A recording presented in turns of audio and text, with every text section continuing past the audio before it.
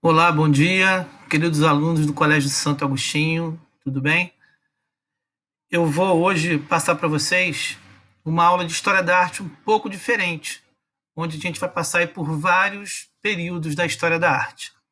Sendo que nesses períodos a gente vai passar aí por vários pintores, consagrados até, e, e suas obras que retratavam Santo Agostinho, né? Então a gente vai ver uma linha do tempo onde temos várias pinturas, né? Várias pinturas sobre Santo Agostinho, desde criança até adulto, haja bispo. Essa que vocês estão vendo aí, essa é minha, foi uma ilustração que eu fiz, mas durante essa aula passaremos aí por várias pinturas e de vários pintores famosos. Vamos seguir em diante então agora, onde eu vou passar uma introduçãozinha, depois a gente passa a visitar cada obra dele. Algumas eu vou comentar um pouquinho, outras não, tá bom? Então vamos lá, pessoal. Espero que vocês gostem. A gente está na Semana de Santo Agostinho, tá? Por isso essa aula em homenagem ao nosso Santo Agostinho. Colocando um pouquinho daqui da biografia de Santo Agostinho, tá? Vamos entender um pouquinho, vamos conhecer um pouquinho, né, esse início de sua trajetória. Aurélio Agostinho, Santo Agostinho de Hipona, foi um importante bispo cristão e teólogo. Nasceu em Tagaste, na região norte da África, em 354 depois de Cristo e morreu em 430 também depois de Cristo, é claro. Era filho de mãe que seguia o cristianismo, porém seu pai era pagão.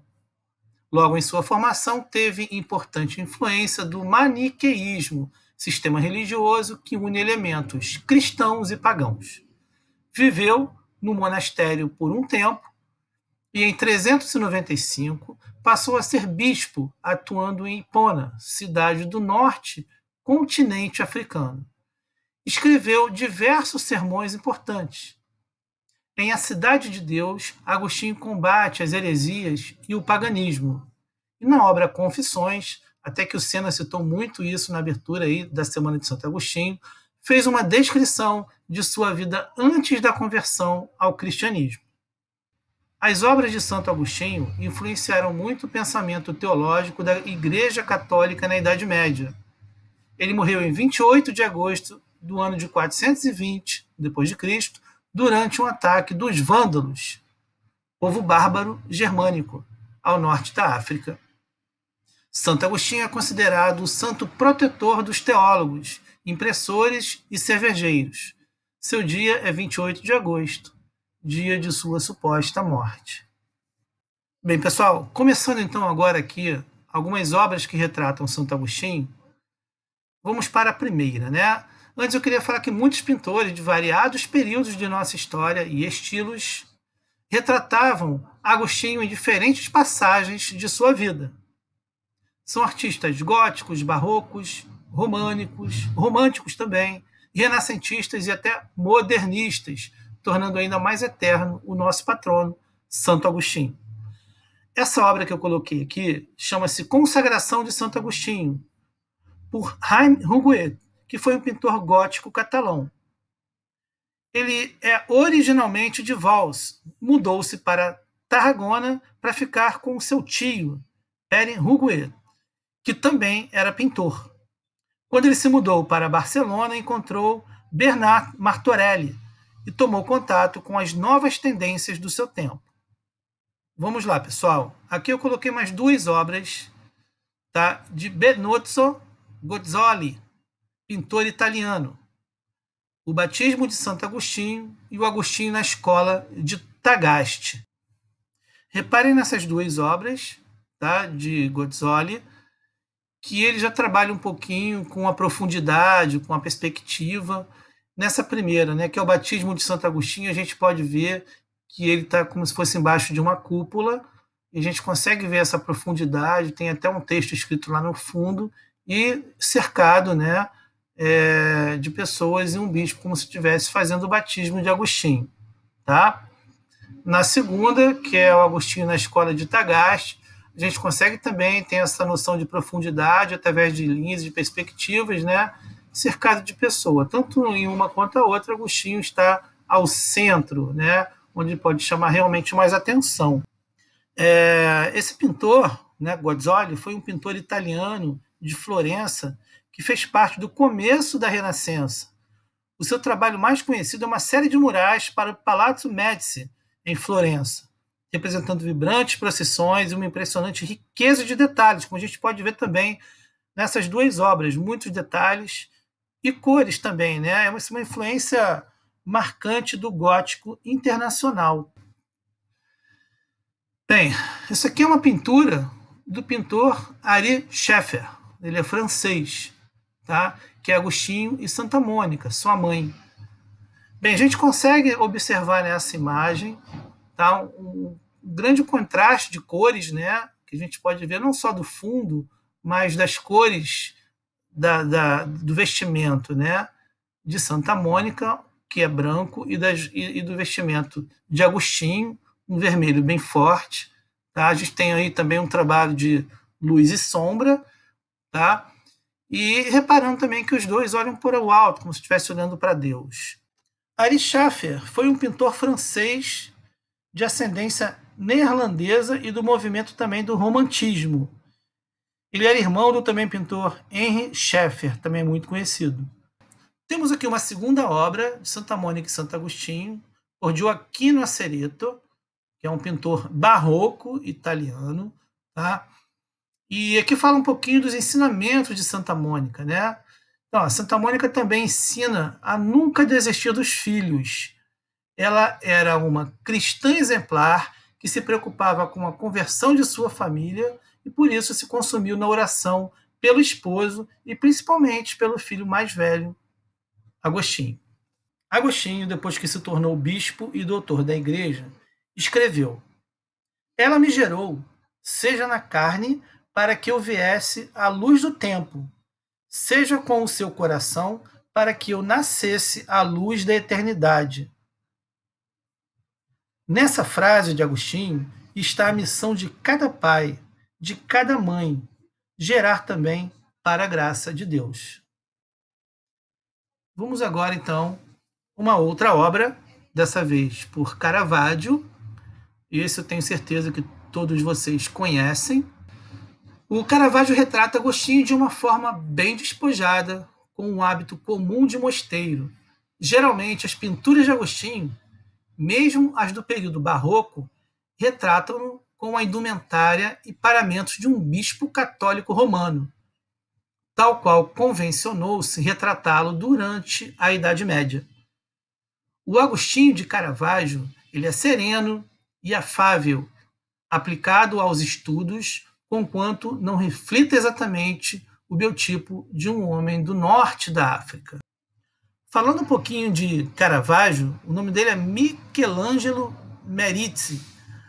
Ele foi um dos mais notáveis pintores italianos e atuantes em Roma, Nápoles, Malta e Sicília, entre 1593 e 1610. Seu trabalho exerceu influência importante no estilo barroco, estilo no qual foi o primeiro grande representante. Em junho de 2011, essa obra de Caravaggio ela foi redescoberta em uma coleção particular na Inglaterra. Considerando um trabalho de pintura anônimo, a negligenciada obra já havia sofrido uma secular restauração e recebido uma camada de verniz. O óleo sobre tela é uma representação de Santo Agostinho, que só era conhecida por meio de cópias. Trata-se de uma obra expressiva e madura, datada por volta de 1600, quando Caravaggio tinha 28 anos. Especialistas salientam que, nesse período, o estilo do pintor era escultural e monumental, evidenciando movimento poderoso e expressão emocional.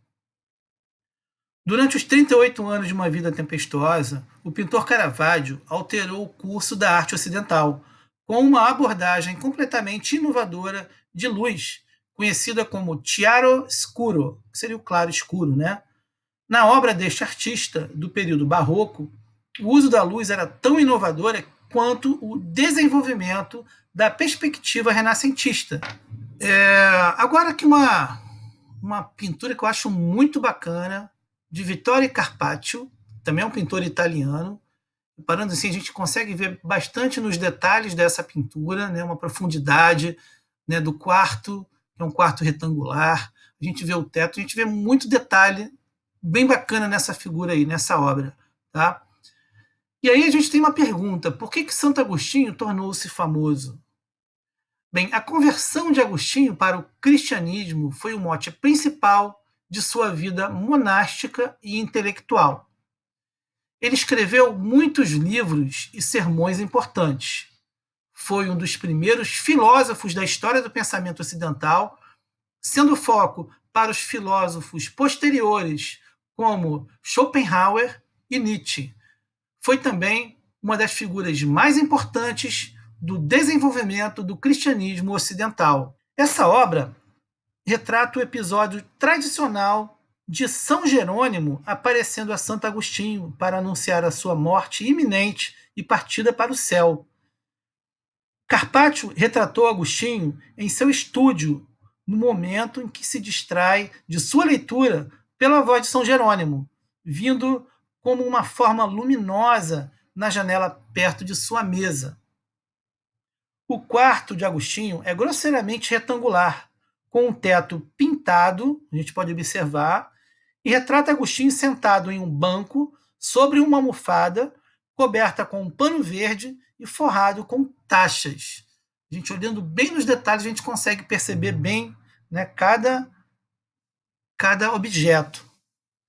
A mesa é apoiada por um candelabro e alguns dos livros mostram linhas musicais. Sob a janela, um arquivo e ampulheta. Outros elementos incluem instrumentos de medição descrito, caixas preciosas, um sino, uma concha, a esfera armilar, vasos, garrafas, entre outros objetos. A gente pode observar também, né, a própria mobília, tá? Inclusive um cachorrinho sentado olhando para Agostinho, tá? E vários outros detalhezinhos, tá? Que temos também ao fundo e nas laterais dessa obra. Vamos passar então agora por uma segunda retratação de Agostinho em seu estúdio. Essa obra é pintada por Sandro Botticelli, também pintor italiano, e também acredito que todos conheçam esse pintor. Tá? Esse é um afresco de 1480, que é um retrato feito, né, pelo pintor renascentista Sandro Botticelli. Na expressividade do rosto e dos gestos, e no desejo pelo saber, representado pelos cálculos matemáticos e pelos instrumentos astronômicos que compõem um cenário, Botticelli traduziu com maestria o percurso espiritual de Agostinho em sua busca pela verdade. Falando da obra, né, ela nos mostra a conciliação entre razão e fé. Agostinho mergulhou no ministério do eu e no mistério de Deus que se esconde no eu.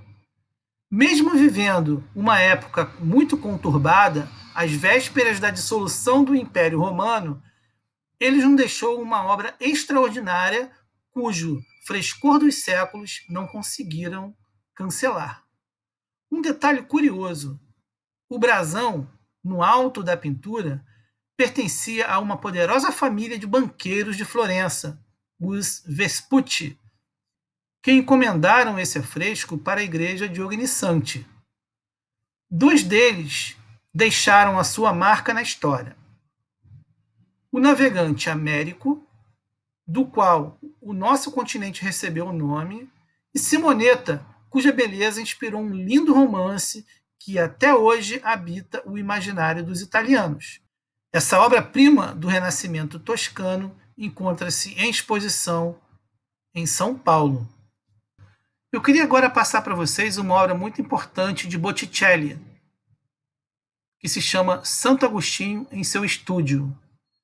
Botticelli também é um pintor italiano, né? Acho que todo mundo já ouviu falar, né?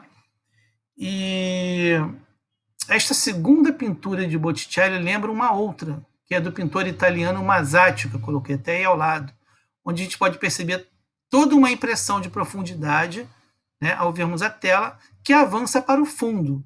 A gente consegue perceber muito bem isso, né, nas linhas do teto dessa abóboda, nas duas, né, onde elas incidem a um único ponto de fuga.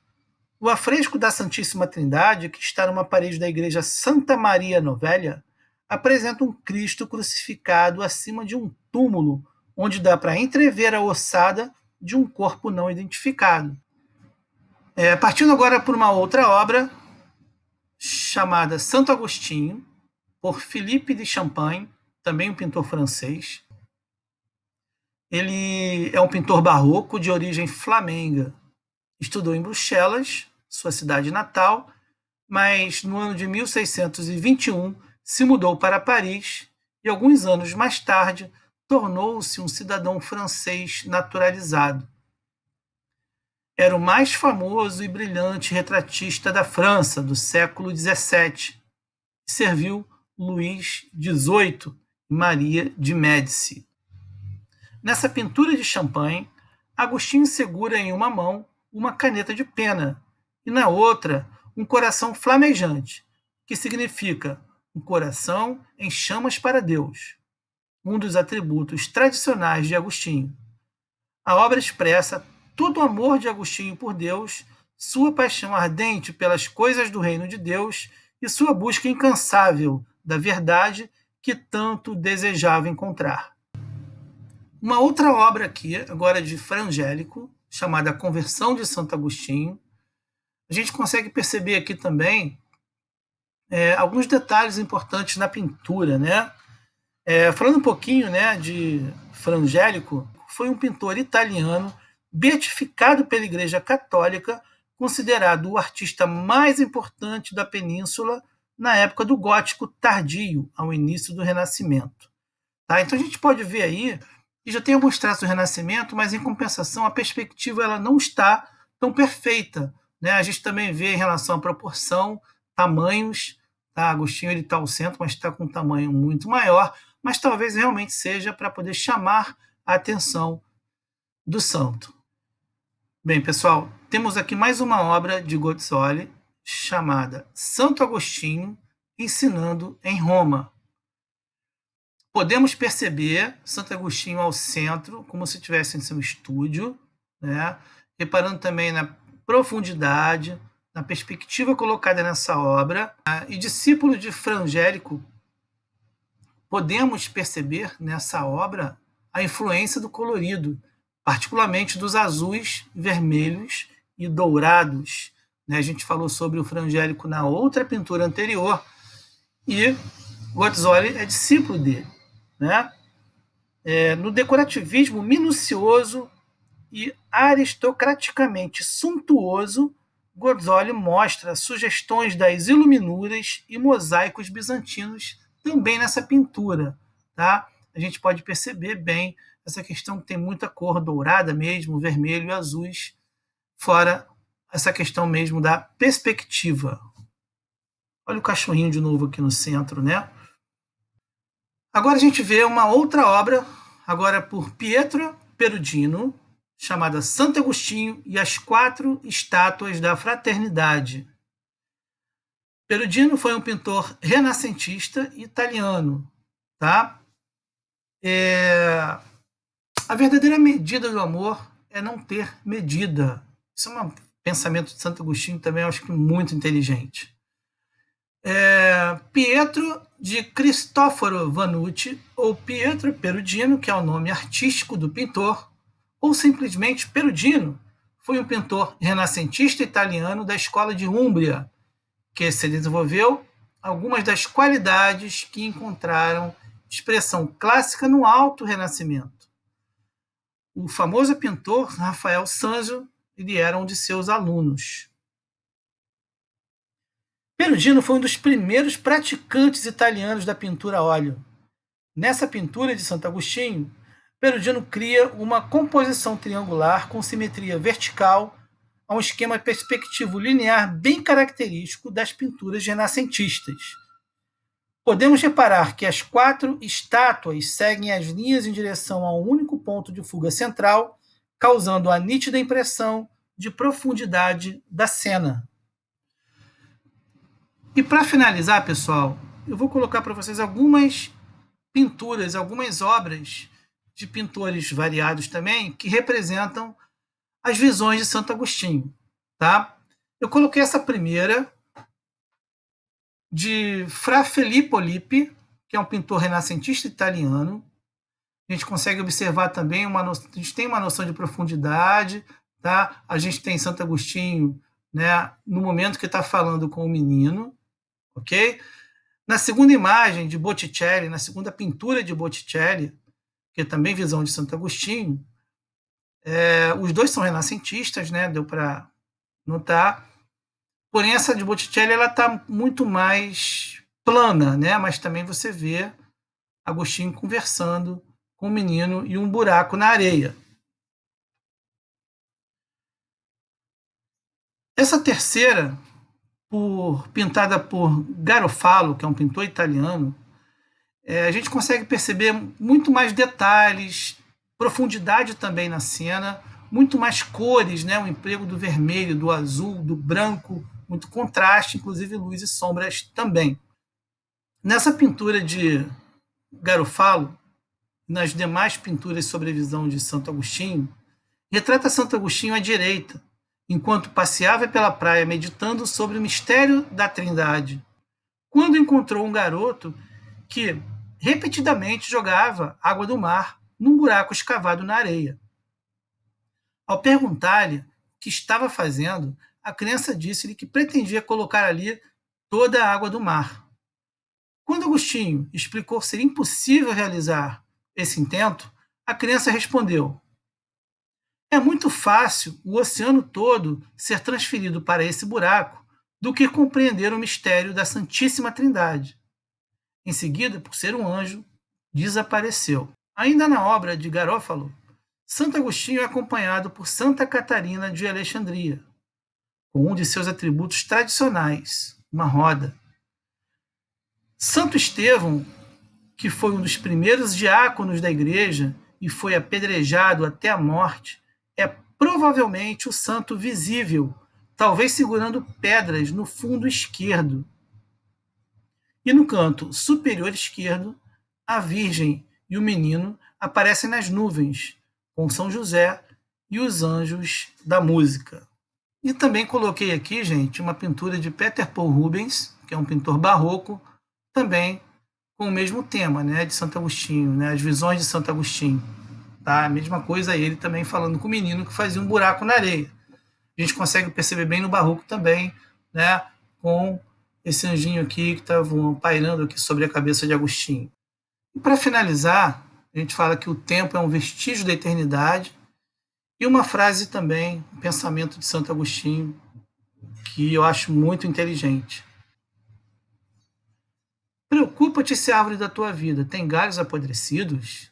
Não percas tempo. Cuida bem da raiz e não terás de andar pelos galhos.